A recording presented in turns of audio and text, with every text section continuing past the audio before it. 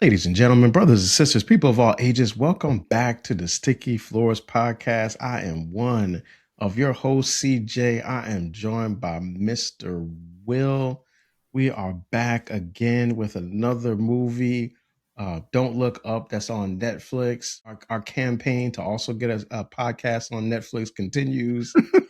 Hook us up, yo. As we keep doing shit, we keep doing y'all movies, man. Come on, throw a little something to us. Want that Bill Simmons money. Right, exactly. Please help throw something to us, man. But all jokes aside, no, we're not politicking to get that, but we are politicking to continue to talk about good movies. Tonight we're doing Don't Look Up. If this is your first time with the show, we do stuff that's in theaters, stuff that's been out of theaters for a long time, and stuff that went straight to streaming, like Don't Look Up, and that's what we're covering tonight. As always, I'm joined by Mr. Will, one of the most color coordinated people I've ever seen, who always just has an infinite number of hats to match his shirts to match some part of his other outfit. Mr. Will, what's up with you, brother? How you doing tonight, man? I'm chilling, man. Appreciate you, Mr. Shades. Yeah, this is my new thing, man. I'm just 2026. Until Mike T gets a new job, I'm wearing sunglasses at night like he did, man. That's how I'm repping it. Yeah, and you know what? Shout out to Coach Mike Tomlin, man. Salute, man. I have a feeling that he's going to retire, as per Rondé Barber commenting on that. So, you know what? Illustrious career. I would have liked to see it even 2 decades, but, we take what we can get. Yeah, and that's as a Raider aficionado. Right. I know that was hard for you. I could feel you. Yeah. I could feel you grinding your teeth as you were giving the props to the Steelers there, man. But one day, real recognizes real. Of course, man. One day we're gonna have like the Sticky Floor Sports Podcast, and then I can really get into all my feelings about that. But that's for down the line. Tonight we talk about movies. Mr. Will, why don't you give us a synopsis on Don't Look Up? Yes, sir. Don't Look Up is a political satire focused primarily on 2 astronomers who discover a comet on a collision course with Earth, which will result in an extinction-level event that should unite humanity to act urgently. Instead, their attempts to warn the public are filtered through a media ecosystem obsessed with entertainment value, optics, and short attention spans. As their message is trivialized and reframed, the film exposes how scientific truth becomes negotiable when clashes with profit, power, and comfort. The looming disaster serves as a metaphor for society's capacity to normalize the unthinkable when it is inconvenient to confront. The narrative broadens into a critique of modern institutions, portraying political leaders, corporations, and news media as deeply entangled in self-interest and spectacle. Characters are less villainous than symptomatically human, illustrating how ambition, denial, and tribalism erode collective responsibility. Humor functions not as relief, but as unsettling mirror, forcing the audience to laugh at behaviors that feel uncomfortably familiar.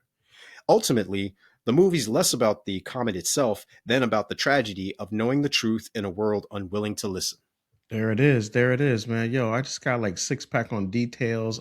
This movie is directed by Adam McKay, who also made The Big Short, Anchorman, Step Brothers, Talladega Nights, and The Other Guys, which immediately made me think Will Ferrell should have been in here at some point. Maybe he was a little too humorous to be in something that's trying to be a satire.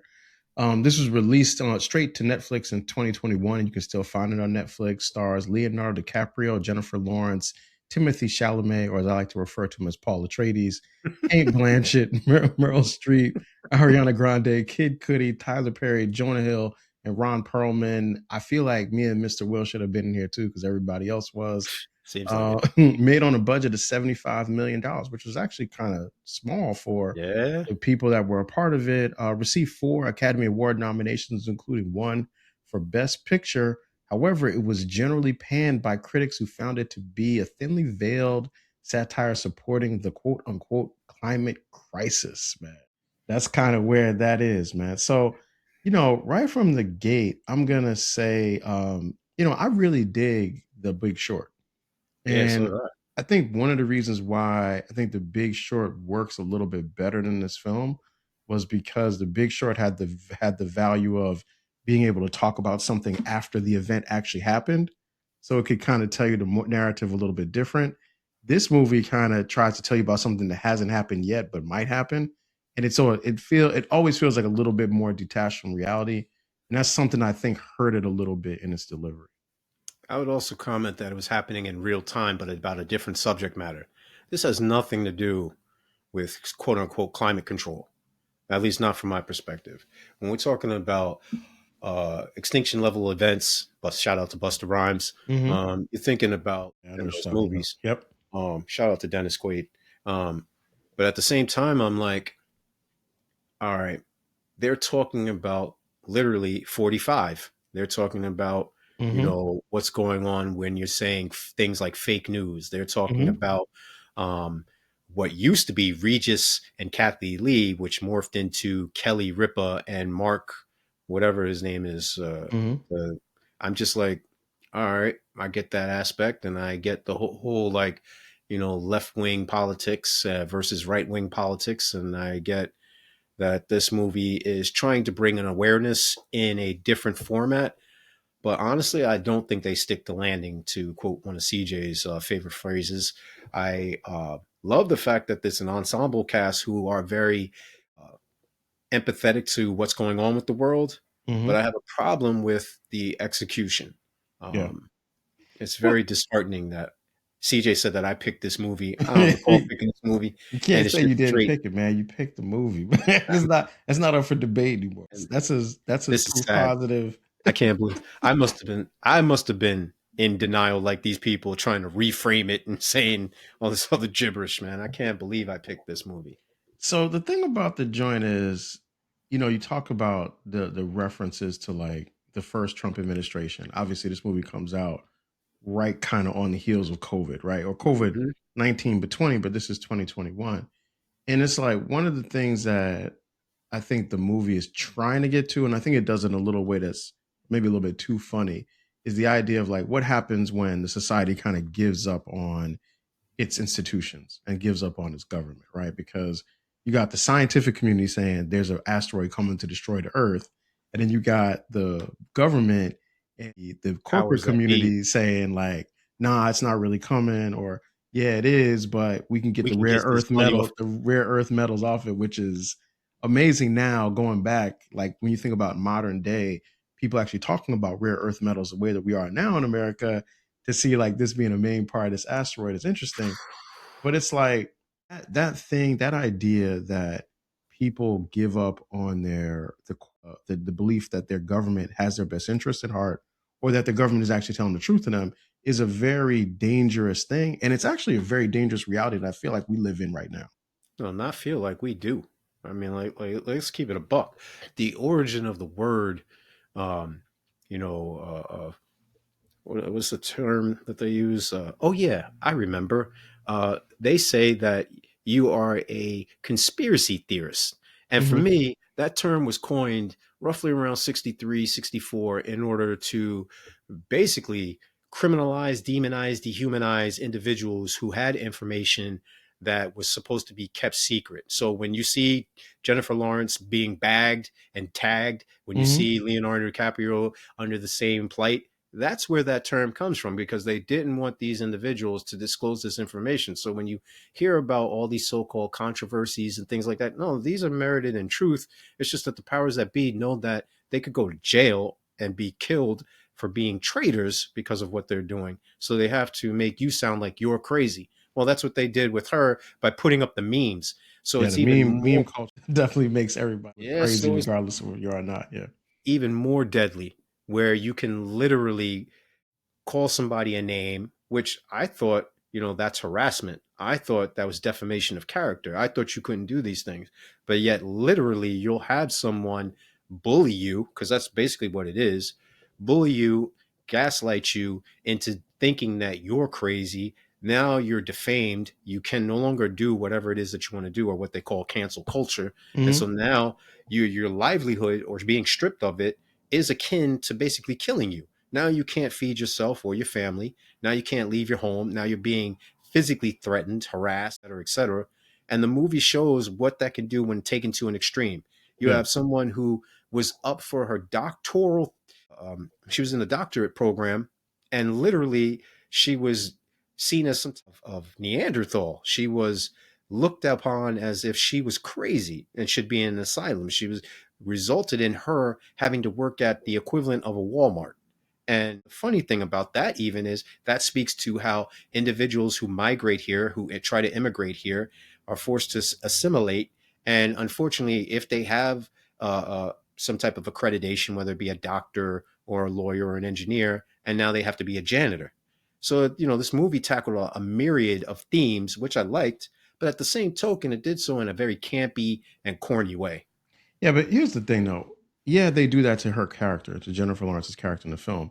But there's also something to be said about the idea that everybody who's on the internet making a point is right. No, definitely. And sometimes, and something about there's something wrong with the society that says, I'm not going to trust the person that spent their whole career learning the thing. I'm going to trust the person that has like the largest following on YouTube or Instagram as where I'm going to get information from. Craziness. Right? And I think that's part of what also has happened is that there's this idea that everybody can be an expert about everything all the time. Right.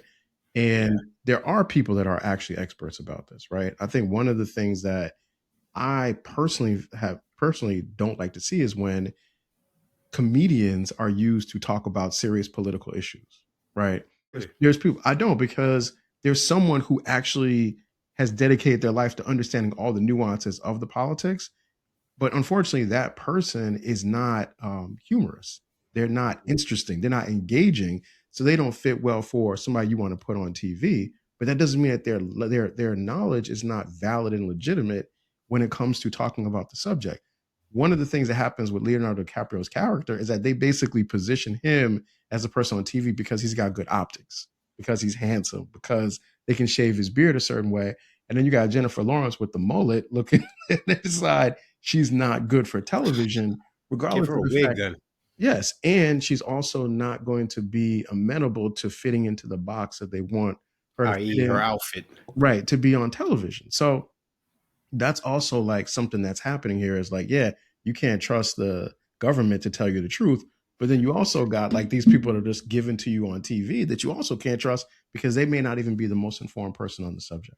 As evident by Cate Blanchett's character, where she admits, I have two master's degrees, speak 4 languages, yet I have 2 ex-husbands and slept with two presidents. And the thing that they found fascinating or the highlight was the fact that she slept with 2 presidents. 2 presidents, right? Yeah, and that's even what he says. Even with I mean, it's a series of jokes around it, and it's also not.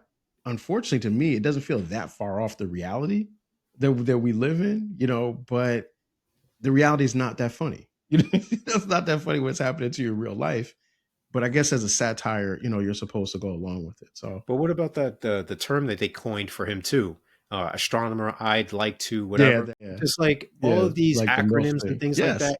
Yeah. And your reference to the fact that they being media, utilizes a comedian to talk about, or at least to bridge the conversation of something of a very educated topic. I think that lowbrow attempt is a means to communicate with those individuals who are not as highly educated or thoroughly read. And the reason being that they have these movies TV shows such as Are You Smarter Than a Fifth Grader? Or the joint that used to be with Bill Cosby that now with Steve Harvey, where they introduce the children and kids say the darndest things, whatever. Mm-hmm. This caters to a certain public or demographic that makes it easier to transition into these things. So, people think the joint with Bill Maher and having him speak and having all these different individuals basically have a coffee roundtable discussion. Mm-hmm. That's their form of getting the news. So whereas you would watch public television to get, certain information because it's not biased, corporately backed newsstands, i.e. Fox News, mm-hmm. This is a more socially acceptable way of presenting that. Yeah. And it's interesting you brought that. So it's funny because what I usually see is television that has more of a progressive lean to it, mm-hmm. relies more on comedy. Yes. To paint the other side, the conservative, we'll say Republican side, almost in a negative light that makes the people seem like they're stupid for thinking what they're thinking, mm-hmm. right? Then when you look at on the Republican side or on the conservative side, the media is designed to make the other people look crazy. So one side makes the other side. Once either you want to be stupid or you want like to a be crazy. buffoon or be crazy. Yeah. Yeah, or a lunatic, right? And that's actually what also plays out in the movie as well, because the movie, and this is one of my things that I didn't like about it, was that it portrays the president and all the people as if they're stupid, right? And I think when you make people that are doing something dangerous seem stupid, then you also make it where people are not taking it as seriously as the amount of danger that they're really facing, which in this case, in this movie, is like you're facing an extinction level event, but nobody can take it seriously because they're focused on, whether or not the president is smoking. Which is crazy because how does that person even get elected into office? So what does that say about your level of intelligence if you're going to fall for all of the charades, all of the comedy, all of the theatrics and the hyper theatrics, the melodramatic sense that these individuals are going through? You know what I mean? Like if you're talking about it's a kingmaker, well, they still have to appeal to the masses. And whether it's the collegiate college, the college, what you call it, the electoral college, presenting this information to get these individuals elected, it doesn't matter. It's still the people endorsing, because outright there should be some type of revolution, if you will, to prevent that. Some type of means of dramatic upheaval of these individuals. So somehow, some way, they're doing something that caters to the masses, that allows them or placates to the facilitation of such of these individuals getting elected. So that's one for me. Two is, this subtlety, that somehow, some way we're supposed to overlook. It doesn't go down that way. This bluntness is mirroring the reality that it barely criticizes. And I have a problem with that.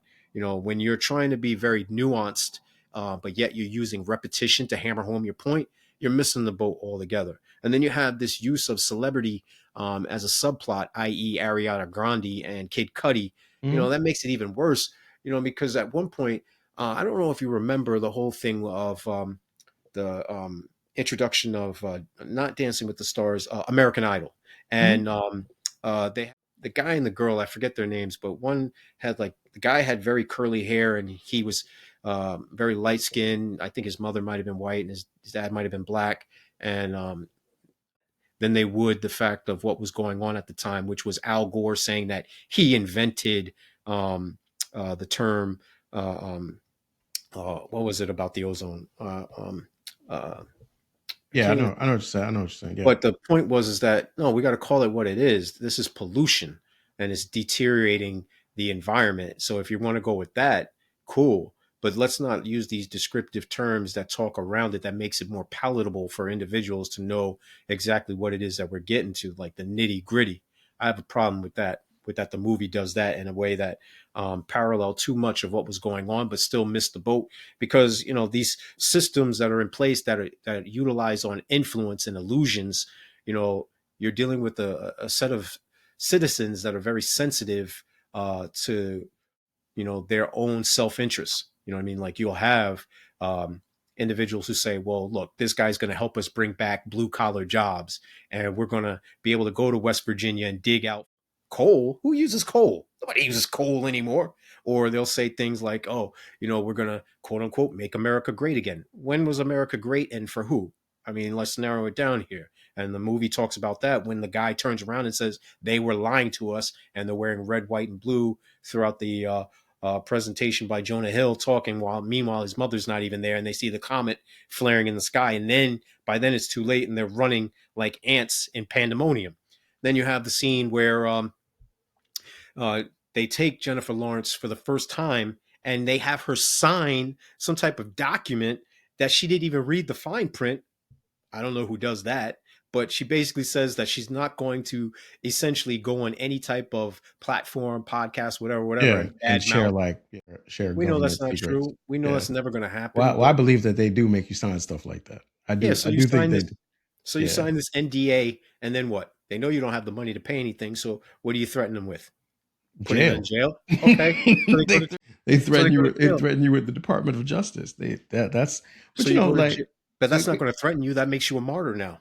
But you said about the part about the celebrity thing. I mean, we do live in a celebrity culture, though. We do live Oh, we in a always have. world where people they want to put celebrities in charge. You know what I mean? Like Ronald where Reagan, it's 2020, right? Even like 2026, you have people who are legitimately saying that people like Stephen A. Smith or The Rock should run for president which is and that they crazy. would have a chance to win. You know what I Smoke mean? So like that's a real I mean, we live in the current president of the United States is, for all intents and purposes, a celebrity. A celebrity television Yeah, because movie wasn't he on figure. name of the TV show? You're with the whole catchphrase being "You're fired." Yeah, The Apprentice. Yeah, Prince, but I mean, like, but I think that's where it is. So I think that the intersection of the idea of like the institutions themselves are failing and becoming more entertainment focused lends itself to creating a world where your politicians become entertainers because you really want people that can look good telling you whatever is happening, whether it's the truth or it's not the truth, or whether it's good for you or bad for you. which is crazy. But then again, that's why Arnold Schwarzenegger was the governor of California. And it's So, real life, right? It's life imitating art, imitating life, right? or That Jesse the Body Ventura being the governor of Minnesota, which is and there it crazy. is, right? I mean, like there goes on and on. But let's get into the cake, man. Let's get into the things that we did like about the film. So I got a couple of things here. I I think I've watched enough of the end of the world movies. Like you mentioned, Which is a lane in itself, and right, it really is, right? that's But crazy. like I've seen The Day After Tomorrow, right? So I don't need to see another movie like that, like that's handled as a drama. I actually like the fact they tried to approach it as a satire. I think that works in some ways. In some ways, maybe it becomes a little bit too extreme, but in general, I like that. I thought Leonardo DiCaprio and Jennifer Lawrence were great in this. Oh Like yeah, the no, characters most that they played, they were good. The whole cast was good, but the parts that they were in, they really stood out. I really like that. well, Leo always kills, and He Jennifer does. Lawrence has always gotten busy too, whether it be Yeah. Mystique or even as Katniss in what is it, the Mocking series, Hunger Games joints. the Hunger Games Hunger shows. Games, yeah. Yeah, Yeah, no, they're both really good in this. And then I thought the movie was actually funny in some parts. This the whole bit about the general charging them for the snacks Ron that were Perlman. free, And like that was that was chickless. But that's just funny to me. And then like just the way that characters kind of relate to each other, they were really funny. But there's two scenes that I think really stood out for me. One is the scene where Dr. Mindy, tries to confront Isherwell, who's the guy who runs like the company that's supposed to be like, the and major who tech is he company. supposed to be, man? Like, It's like an is he amalgam. Andy Warhol meets Steve Jobs? Like, Yes, I think that's exactly what they're shooting for. Absolutely. Yes. And that's exactly what they get. That's exactly what he's like. And it's like, they have that part where he basically tries to check Ishmael on the scientific possibility of his plan working, of yeah, shooting drills into the thing. And then Ishmael goes on this whole like controlled rant about the fact that like Mindy is not really the person they thinks he is, and he's actually fits into a certain type of consumer, and that the algorithms tell you're him gonna die exactly alone. what's going to happen. And the algorithm tells him he's going to die alone. But I think the really interesting thing at the end of the film is that that's exactly not what happens. No, So I not at like all. the fact that the movie is still saying that even though all these algorithms are constantly watching and checking our behaviors, they still can be wrong because there's still some things that we can do that the algorithms can't predict. So I like just from escape from the Terminators kind of part that was Escape there. from the Terminator. You gotta think about it, man, because Skynet is watching. And then I like the Skynet. part where Kate checks Yule, played by my man Timothy Chalamet, aka Paul. I was gonna say And, that. and like his gang, because when they're going through all those conspiracy theories about all the things that they think the government is trying to do, and Kate kind of looks at them and she's like, it's not even that intelligent. No. It's not even as devious as you think it is. And I Hmm. think like that was a good point because you know the internet can make you think that everything is like this major convoluted Oh intelligent yeah, plot to do this that and the third, like this 10 everybody's a step. part of the Illuminati drinking blood and stuff, Exactly. just But because you got a little then bit of money. Exactly, but really, nah, they're just trying to get some money. Like It's that's what really it. that simple. Right. Yeah. Everybody is not like a lizard person. Like it's not Yeah. what it is. It's some real Sometimes basic people are stuff. just what they are, bad people. Yes, but I like the fact that they level set that there. So Yeah. that was the cake I had. What did you have on this joint, man? Like you, I have two things. One, Cast is there's outstanding. I like I'm a big, as you know, and longtime followers know, I'm a big advocate of movies having quality actors and actresses, and this movie has a plethora of those. The themes that it covers, we've covered some of them. If you do partake in watching this, you'll notice that there's others, whether it be climate control that the critics so-called say that it is, even though I don't necessarily believe that. You'll have things like the social, economical, just distribution being into question, because you'll see the assortment of individuals, whether they be poor, middle class, or rich, all questioning the government or questioning themselves, falling for the ridiculousness that we are bombarded with, the propaganda that we are fed ad nauseum in the form of entertainment. So you'll have Ariana Grande's character go on this talk show, TV Mhm. show, newsread, only to get back with her boyfriend after everyone is saying, "Hey, oh, but he cheated on you," and he acknowledges, oh, the only reason why I did is because I have no self control. Mhm. And again, another form of male bashing, but okay.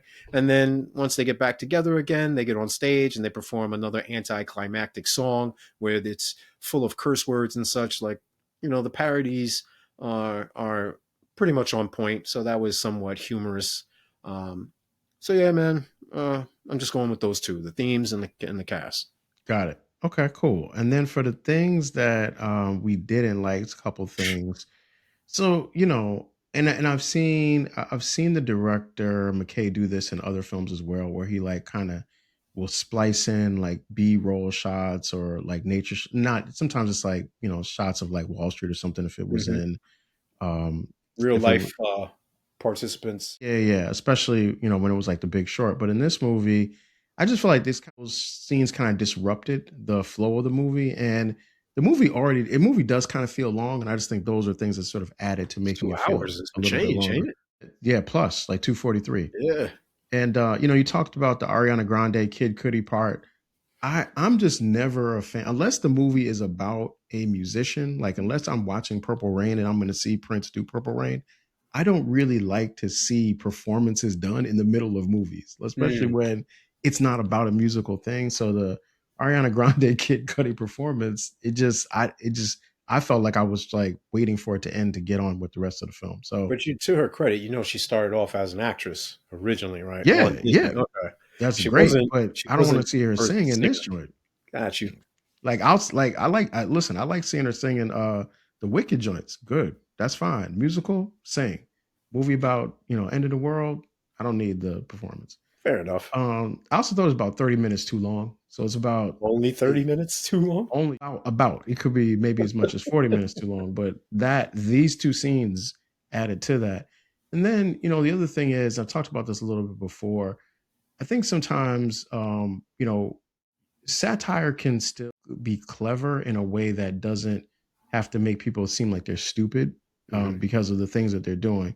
And I thought when you compare it with like The Big Short, even people that were making the wrong choices in The Big Short, you could kind of see how they were doing it. And I'm Hmm. talking about, people that were getting involved in like all of these adjustable rate mortgages that caused part of Yeah. the housing crisis. But in this film, they make the president and then by extension her whole staff seem like they're idiots, right? And I think they could have done a little bit more to try to make those people seem, even if you don't agree with them, to understand like more of their logical approach to the thing. I think when you do that, the satire becomes so heavy that it makes it feel like, oh, this could never really happen. And instead, like that's kind of like where we are in real life now. So those are just the things that I didn't like that much about All right. I got six things in particular that I want to highlight. it. Okay. So just bear with me. First one is camp as excess, not intentional. So, the final thing that we talked about before in the commentary about the movie as a whole is my first thing I'm leading off with. The film deals with exaggeration. It lacks the self-awareness which you're talking about. to make these points hammer home in a more serious way that will allow the allow the viewer to stand up and say, hey, I understand this. This is something that we should take with seriousness, and that we should do something to be proactive in preventing this downfall. It doesn't, the campiness doesn't allow for this to be effective, and it doesn't allow it to work. The characters are pushed so far beyond parody that they are almost cartoonish and buffoonish. So you automatically just dismiss everything that goes on. It doesn't keep your attention span because, you're dealing with something that should be illuminating the real world absurdity and the excess becoming distracting and becomes hollow. So that's first and foremost. Second, the caricatured characters. We talked about this before. CJ just illuminated some of the things, where they made the president seem like an utter idiot. And then it's no longer about the person itself, but the office is the institution of buffoonery, of insanity, of lunatics. And now all of a sudden you're dealing with something altogether that shifted the narrative, shifted your focus. And that is just so unflattering. Flattening of it reduces the emotional investment. You're talking about, it's a social critique, but now it becomes more of banter, more of comedy. And, it's not even really funny, if you will. It's more like it's sad. So you're laughing to prevent from crying. Then you got the tone of it all. You know what I mean? Like for me, the pacing, all of it was just whack. I'm sorry. CJ said it was approximately at the very least a half an hour too long. It was an hour and a half too long. This is 2 movies too long. You know what I mean? We could have chopped this up into maybe an hour and 30 minutes max. The movie overstaying its welcome is really what really disappointed me with this all-star cast. It didn't do it enough justice. And then it's just corny humor. Like, I don't even think the jokes hit, to be honest with you. I'm sitting there and I was literally like, I would rather watch paint dry. I would really literally rather just stare at the wall for 2 hours because this was just so painful, like the execution of it all. The characters are one dimensional. There's so much predictability. There was no tension. There was no complexity of the narrative as a whole that I just couldn't deal with. There was no sharp commentary about the political ideology of these individuals and how it starkly contrasts with each other and what we could do to resolve these things. It just really bothered me. There was no variation or escalation except for the obvious comet hitting. You had these individuals, they would rather just sit there and have these sit-ins. If I knew it was going to be the end of the world, I think there would have been a march on Washington with guns taking over the government and instilling or institutions being totally eradicated and placed with new individuals who would bring about an effective game plan to get rid of that comet or the meteor or whatever happened that was going to bring about the downfall of the human civilization. All right, let's get into the questions, fam. Okay, that's it. All right, questions. That's it. That's it. Nothing else. Nah, I just had so much. You reduced it down to like a trailer in terms of the time. So what else is it after that, man? Just should have went into a different direction. I'm really disappointed that I picked this movie. Yeah. All right, so here we go. So we got questions. All right, first question. So from your perspective, what is the most outlandish part of the movie and what was the most realistic? Man, I could have a field day with this. I don't even know if there is just one thing, all of it. What's the most, though? What's the most outlandish? What's the most realistic?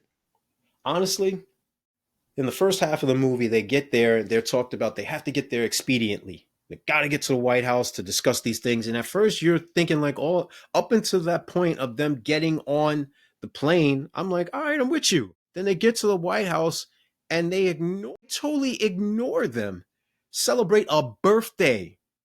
I think that whole scene right there where they ignored them for a whole day, Jennifer Lawrence comes to find out that, the stuff is free. The water's free. The crackers are free. That's so funny. Like that entire scene. I'm like, so this is what we're doing. Yeah. So that was the outlandish part. Yeah, because it's the totality of it.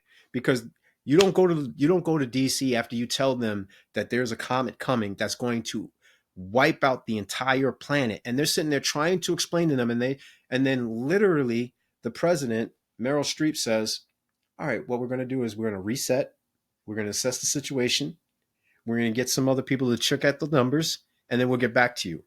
And all of this is spearheaded because I forget the other character, the lady who was the head of whatever, who is nothing more than an anesthesiologist, and her face never changes from the emotion until she starts crying over the fact that she's going to have to sacrifice herself because the lady that runs NASA. Yeah, I know you're talking about. Yeah, she was actually in this other joint that I really liked, The Beast in Me on Netflix. But good. And I think just the totality of that, those interactings, was just like, oh, so we're off the rails now. Anything goes. This is what we're doing. Okay. Yeah, Hinton Park. Okay, so that's that one. All right, next one is okay. Do you think this movie would have done better? Well, we think it would have done well as a theatrical release. And let me say what I mean by that. What I mean is, if you were to compare this with, like, let's say One Battle After Another, right? Mm-hmm. Do you think that it would have done as good in terms of the amount of acclaim it got or the amount of money it made as, One Battle After Another is done? Would it do as good, not so good, or better? They made a smart decision in sending this straight to Netflix because it would have bombed if it went into the theater. Okay. So I see why it was built on a budget of $75 million. Okay. All right. So Leonardo DiCaprio is big using this, obviously. His last three movies are Don't Look Up, Killers of the Flower Moon, and One Battle After Another. And he killed in all of them. Right. Now, all those movies are also very politically charged. Yes, films. So my question is this, if can an actor be seen as an activist strictly based on the roles they choose and the movies they star in? No question. Okay. He's at the point in his career where he can pick and choose whatever he wants. He never has to act ever again. So now his place in history is cemented. He'll be cemented as a great actor. There's nothing he could do outside of maybe performing some type of criminal act or whatever have you that would besmirch his name. Mm-hmm. So by him picking these specific movies, he's trying to provide a statement. As you've said before, when someone chooses whatever it is that they choose, they are telling you, so we need to listen, what they're about or what they're endorsing or what their particular mindset is in that specific area or time and place. Okay, cool. And then my last question is, if you could make another character the main focus of this story instead of Dr. Mindy, who would you have chosen and why? It's a good question. Yeah, because it's a good cast of people. I mean, like, it'd be interesting, like, focusing on someone else's journey would be a much different movie. I'd probably pick Teddy, and I would have to change some things around where he is the focus. And how would I do that? I would talk about the importance of his role as a lead person that they have to go to in order to get to the White House, so whatever liaison position. Right. And then I would talk about how he's devoted his life to his career and why they call him Teddy, because they only talk about it in passing because he's not a teddy bear.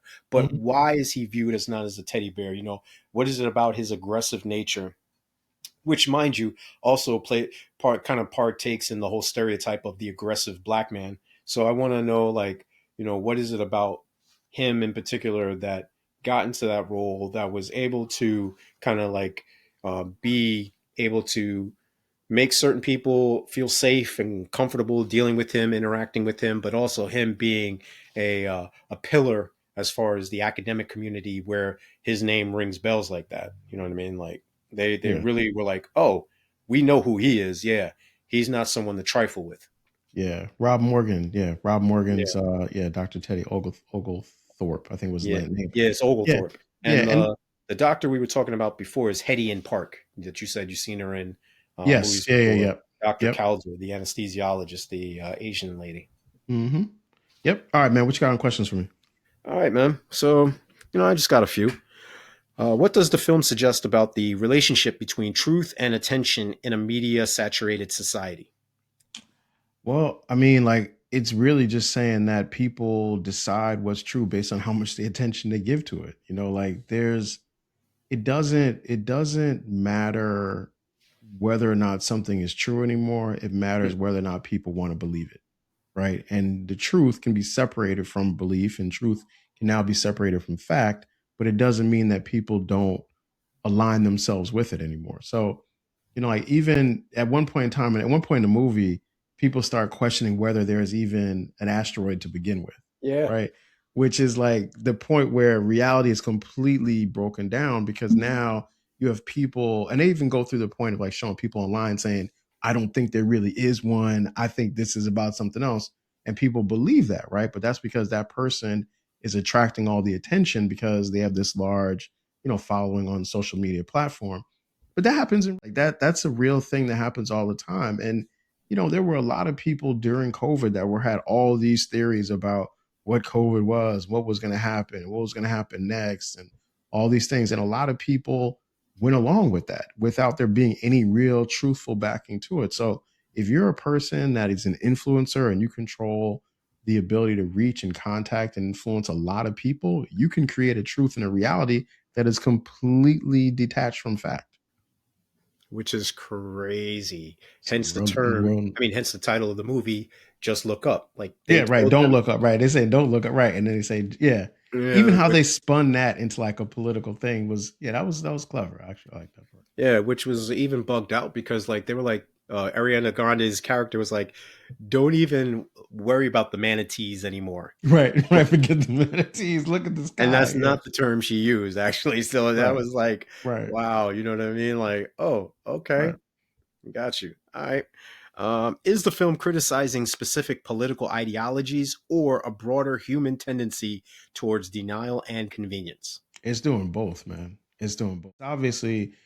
It's obviously critiquing political ideologies because it's making people it's poking live everyone that says nature isn't going to eventually harm you, right? Hmm. Because the asteroid represents this thing that is not a foreign power. It's not a bomb. It's not a terrorist attack. It is nature literally, creating a situation that now puts the rest of the world in peril. These of people saying, well, it's not a real thing or it's not a real problem or how we can monetize it, which is typically the way that the more conservative or Republican parts of America are viewed as looking at things like this. So it's definitely a not even thinly veiled critique on that part. But then it's also this idea that people can be so easily distracted from the seriousness of their situations because they're so focused on the idea of like celebrity.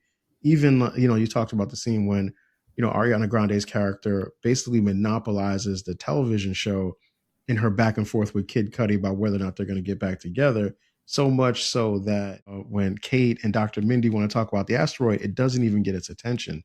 And Dr. Mindy's break total like crash out at the end, which is almost like that scene from The Network from that movie years ago. It's like he makes that point of saying like everything doesn't have to sound nice. Everything doesn't have to make it Yeah. seem like it's a smile. People can actually be upset. People can be scared. That's a real part of real life. But most people want to avoid all of that and will continue to just kind of plug themselves into the social media matrix to escape that. So it's a critique of both. Which is a very interesting point because what did you say in the beginning? You mentioned something about like I want to make sure I get the words correct. You just said something to the effect of like the things being true, the truth versus fact being Yeah, split. truth and fact are being not they're detached Yeah. from each other. Yeah. So like it's interesting how like we have this perception of or rather scratch that this phrase of her truth, his truth, the truth. Yeah, There's my only truth. one Yeah. there's only Yeah. one thing that's true and that's the truth. There is Yeah. no her truth, my truth. What that word should have been is perspective. Yeah. So the perspective that everyone is coming from is they want to hide behind these things because they can't deal with reality on reality's terms. Hence, when you're talking about nature Yeah. reclaiming, the earth and, wiping away what is could be characterized as a virus, human Yeah. beings as a virus. So in order to cleanse the earth of this virus, you know what I mean?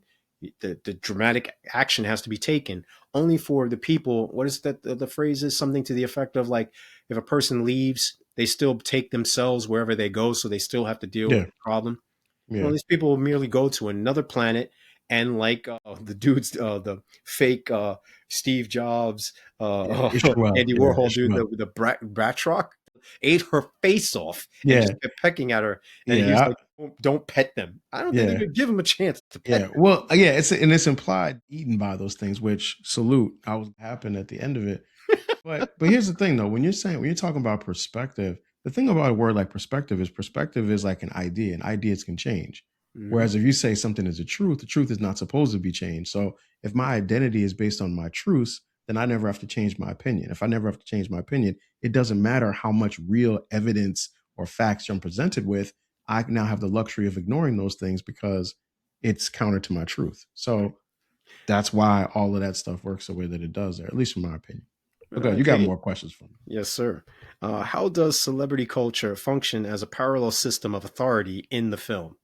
Yeah, people don't believe it until the celebrities say it. Like you said, Ariana Grande's character has to tell people, don't worry about these manatees, look up in the sky, right?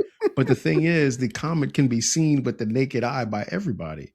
So at that point, when people can see the actual comet, but are wondering if the comet is a real thing, that shows you how detached people are from reality. You have to actually rely on a famous person to tell them to do it. And the thing is, like, it would be funny if that was not like how real life is. But in real life, you see that all the time. Well, this is why they have endorsements.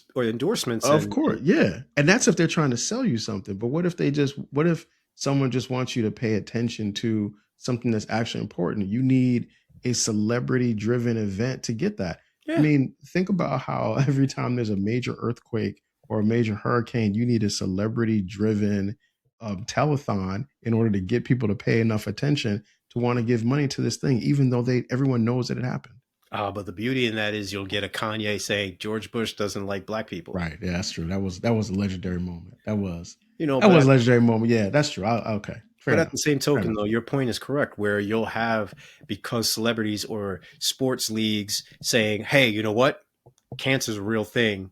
We need to put money into research for cancer. Well, I didn't need you to tell. Right. That should just automatically be built in to our everyday lives, thinking that, you know what?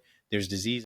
There needs to be research, go from a scientific standpoint to combat these things. But, like you said, we need a fancy dance and pony show and, a colorful T-shirt in order to get this thing jumping. So, and that's if it's legitimate, because it could take the form of the National Football League getting black quarterbacks to talk about police violence and sanctioning that when they stopped Colin Kaepernick from being in the NFL for doing the same thing. So. Or Donald Sterling and the Clippers sits kneeling in the middle of the court because he's being racist and sexist and all type of other isms. But that stuff. Last question. How does humor operate as both a coping mechanism and a form of avoidance in the film? Yeah, I mean, this is like probably my number one gripe with real life. And that is that I think political comedy has just become far too prevalent. And I think, the reliance that people have on getting not only their news, but their perception of the severity of the news from, like you said, whether it's like a Bill Marshall, I enjoy watching to some extent, or if it's like the Daily Show, or if it's any number of people who do like their initial monologue that has all these political leanings to it. And the whole thing is designed to make you laugh, but a lot of these things are not funny. They're very serious and they're very serious problems. And there's so many things that are funny that you can make jokes about just about anything. But there are some things that are not funny. And when you make people joke about them, when you make a joke out of it, it makes people think that it's not that serious, or that I don't need to pay attention, or that I don't need to take action. And I think that's when you're really setting up the society. And in some ways, that's almost like Novocaine. Like it's making you, like Malcolm X said, it makes you actually not be aware of the fact that you're really suffering and in tremendous pain because you can't feel it because of the Novocaine.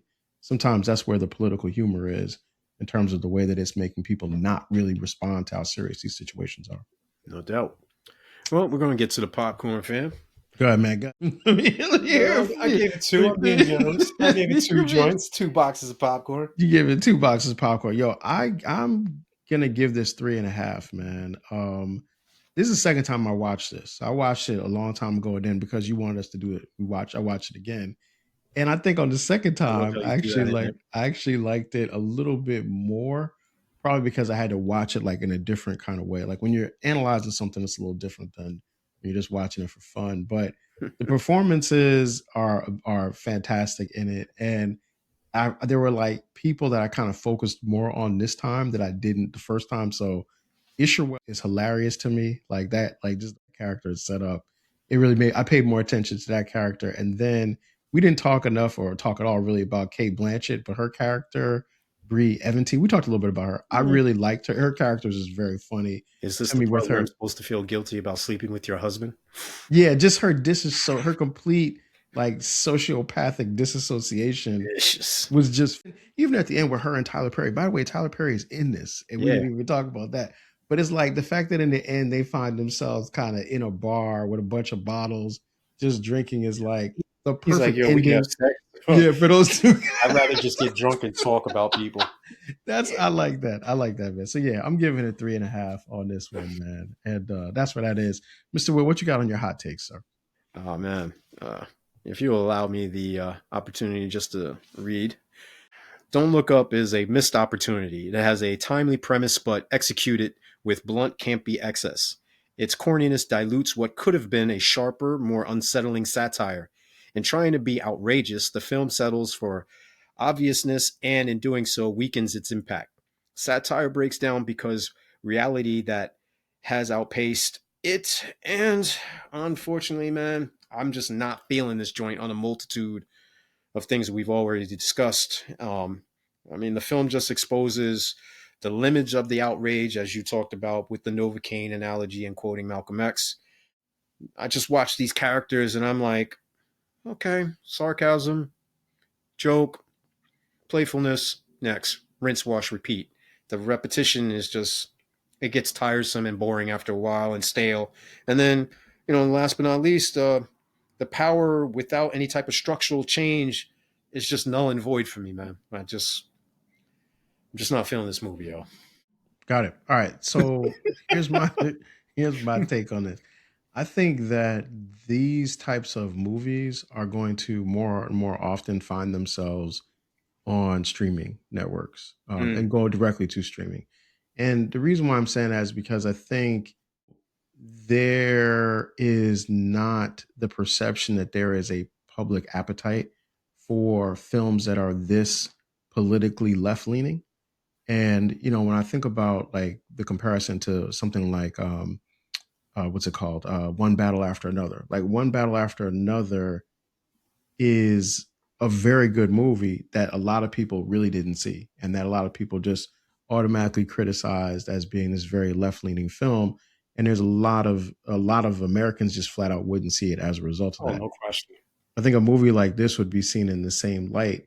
There's a reason why the films like this, even films like Killers of the Flower Moon, strictly because of their factual telling of what happened, are just not going to be absorbed by the majority of the society.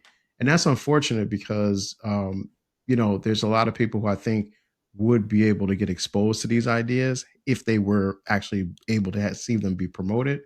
But I think the other thing is that, I think it'll also give people a chance to really live with and watch these things in a lot more of an analytical sort of way. Because, when something goes straight to streaming, you can watch it as much as you want to. You can freeze it, go home, go somewhere else, come back and keep watching it. So I think the depth that people will start to analyze films like this will be deeper. But unfortunately, I think fewer and fewer people will see these things unless you're just happen to be connected with a streaming service that offers it directly. There it is. And there it is. And there it is, man. So, all right. So, that's our breakdown of Don't Look Up, Don't watch which this is movie. straight on Netflix right now. We're coming back next week with another next Netflix film, man. I mean, me and Mr. Will, we were just determined to not have to go outside to watch movies this time. But we're coming back with Ben Affleck and Matt Damon's The Rip, I'm looking which I forward to believe that. is, yeah, it just dropped on Netflix. So we'll be back next week with our review. Once again, Sticky Floors podcast is available wherever you get your podcasts. We're on Apple Podcasts. We're on Spotify Podcasts. We are on YouTube, where we want you to like, subscribe, and share. We're also continuing the discussion on X and on Facebook and on Threads. So if you have some other ideas about the show, please engage with us, and or the movies, engage